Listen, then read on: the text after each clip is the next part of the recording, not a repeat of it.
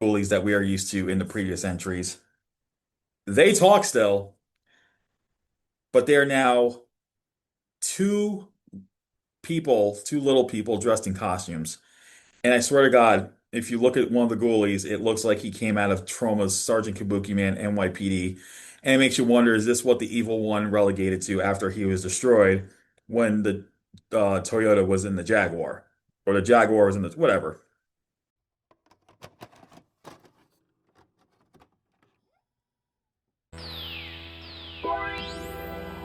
Welcome to the Video Store Geek Podcast, where your friendly neighborhood world film geek Albert Valentine talks about films made and released during the golden age of the VHS era.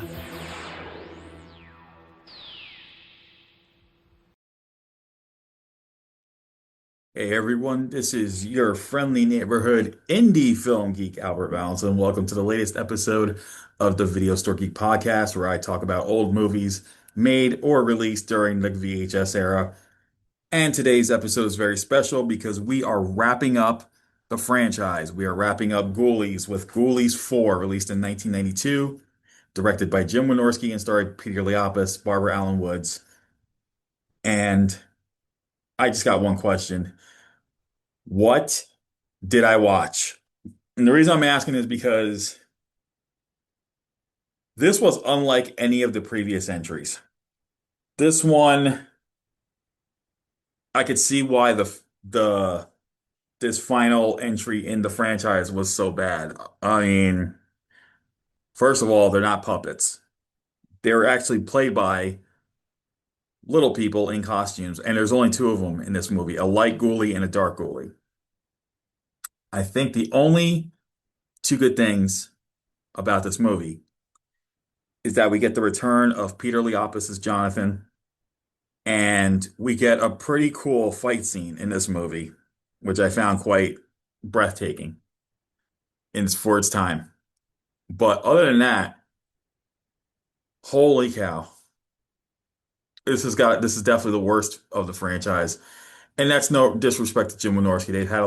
There was some production problems, I'm guessing, which is most likely the case. But we're going to get right into the nitty-gritty of the film. So let's talk about Ghoulies 4. So the film revolves in Los Angeles, where this mysterious woman named Alexandra, and she shows up dressed up in this kind of dominatrix-like outfit, and she's played by Stacey Randall, an actor and stunt performer in her own right. She's been hired by the demon Faust to look for her old boyfriend. And in the meantime, she starts being responsible for a series of small murders in the city, like satanic style murders, like ritualistic murders, if you will. And while she's not the only one who comes out, our ghoulies come out. Problem with these ghoulies is these are not the puppet ghoulies that we are used to in the previous entries. They talk still, but they are now two two little people dressed in costumes. And I swear to God, if you look at one of the ghoulies, it looks like he came out of Troma's Sergeant Kabuki Man NYPD. And it makes you wonder, is this what the evil one relegated to after he was destroyed when the Toyota was in the Jaguar? Or the Jaguar was in the whatever. And because I swear to God, if you see the evil one in Sergeant Kabuki Man NYPD, the face that in its full transformation, he looks just like this freaking ghoulie. I believe it's the dark ghoulie. So the old boyfriend in question is Jonathan, played by Peter Liapis. And as you previously know, Jonathan was the main character in the first Ghoulies film. Jonathan is now an LAPD detective, and he's been in charge of these ritualistic murders because apparently his obsession with the occult back when he was younger has now caught up to him. He starts to slowly find out that Alexandra is back, but Jonathan's life has been complicated since. Obviously, he's no longer with Rebecca from the first film, but he's had a series of girlfriends, including this Alexandra chick. And his boss, Kate, played by Barbara Allen Woods, was also a former flame of his. And on top of that, he has a little side piece in a Lady of the Night named Janine, I believe, if I remember right. Anyway, So Jonathan's all not right when it comes to his romantic relationships and his choices, but he's in charge of these mysterious murders to crack the case. He soon discovers that Alexander's responsible and that Faust wants him to return to the dark side, but he refuses. So in the midst of it all, you get all this going on. Meanwhile, the Ghoulies are doing their own little thing. And this is what's interesting. In the Ghoulies films, the previous films, they were causing havoc among innocent people. In this one, the two Ghoulies actually are good guys, if that makes sense. It's crazy. They actually help another lady of the night take out her pimp because he starts abusing her and they didn't like what they saw. So they kill the guy. She rewards them by having her friends join her and they all have a good time on a party bus at one point. But it's really strange that these two little monsters are now the good are like good guys now. They're like anti-heroes. And this is the other problem with the film. It's just they don't get enough screen time in the film compared to the other films. I mean, the Ghoulies here just it's like they dialed it in. They only show them random like sporadically compared to the other films. Well, meanwhile, when Alexandra and Jonathan finally meet up, Alexandra possesses Jonathan's partner, and this leads to the other good part of this film, a full-on fight scene. And what's really cool is I can't remember who the stunt coordinator was, but I could tell you who one of the stuntmen was, and it was the stuntman for the partner in question. It's none other than Jeff Pruitt. If you don't know that name, he was a big name in the 90s as a stunt coordinator and villain actor in a lot of martial arts films. He's done an occasional good guy role, like in Mission of Justice and Sword of Honor. Jeff Pruitt, hands down, is one of the fastest guys I've ever seen on screen. And I still wonder to this day, 35 years later, why this guy has never become the lead star of a martial arts film because this guy is so quick and fast. But on the other hand, he is a stunt coordinator and his best known work was in Mighty Morphin Power Rangers with the non-costume stunts in the first few seasons. And of course, Buffy the Vampire Slayer, where he was the series. I should say the series, not the movie. Let's get that the series.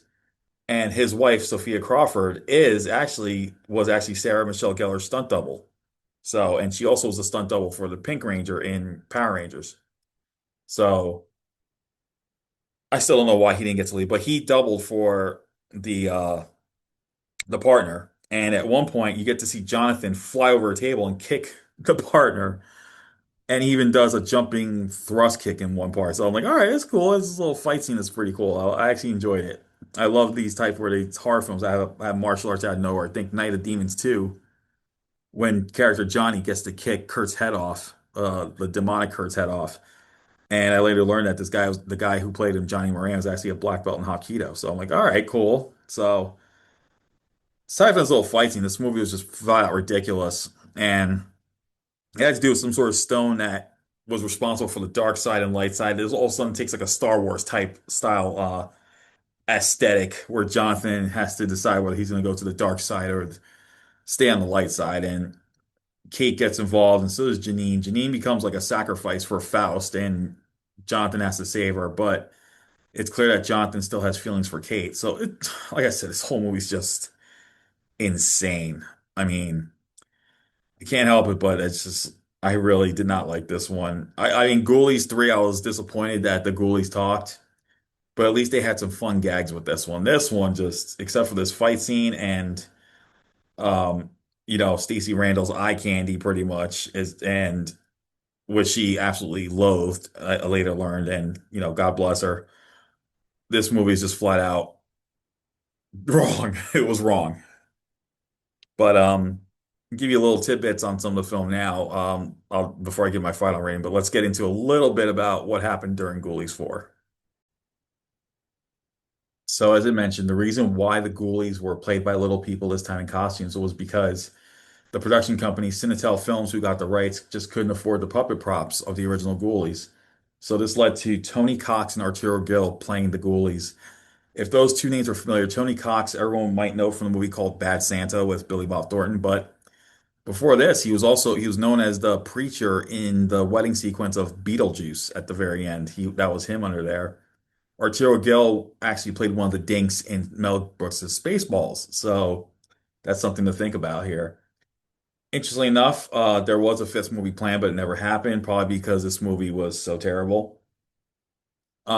Stacey Randall had to say that she was embarrassed by her involvement in this movie, and you can't blame her because she just struts around wearing these outfits that, and I'm sorry, they just make her eye candy in a way, but she kind of does an over the top performance here, and I'm not blaming her for this because I'm going to tell you something. When I saw her a few years later in Excessive Force 2, replacing Thomas Ian Griffith, and they decided to gender reverse it, she kicked some serious butt in that movie. So if you come across Excessive Force 2 and you go on and you saw Ghoulies 4, you could see why Stacey Randall did so much better in Excessive Force 2. And funny enough, another Cinetel production was involved in this, but there's a car crash sequence, and it was also used in a sequel, 976 Evil Part 2, The Astral Factor. Then we have the character of Dr. Rochelle, played by Ace Mask. And funny enough, Ace Mask was a favorite of director Jim Wynorski's. He played the similar character in both Not of This Earth in 1988 and Return of Swamp Thing in 1989. But this film was the 11th time that Wynorski hired Ace in a role, and they did one more in 2019. So that's something interesting to think about. Now, the original script was written by Mark Sevi, who also wrote another sequel about 2 years later, and that's Class of 1999 to The Substitute, which was really supposed to be called Class of 2001, The Substitute.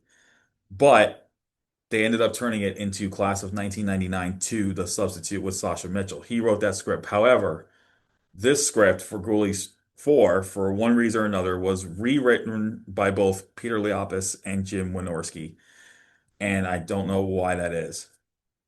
Anyway, this film, really bad. If you're going to see it, if you have not seen Ghoulies 4, or not even know there was a Ghoulies 4, there's a good reason. Because I'm giving this one a D. The only reason I'm giving this a D is because, and not an F, is because it is good to see Peter Liapis return to his signature role of Jonathan Graves from the first film, and the fight scene kind of elevated it a little bit. Other than that, I just thought this was one of the most ridiculous movies I've ever seen in my life. But I would still watch this over a certain other film that came out in 2009, which I will never mention again, because I still consider it the worst film I've ever seen in my entire life. And a lot of you who know me by now know exactly what movie I'm talking about.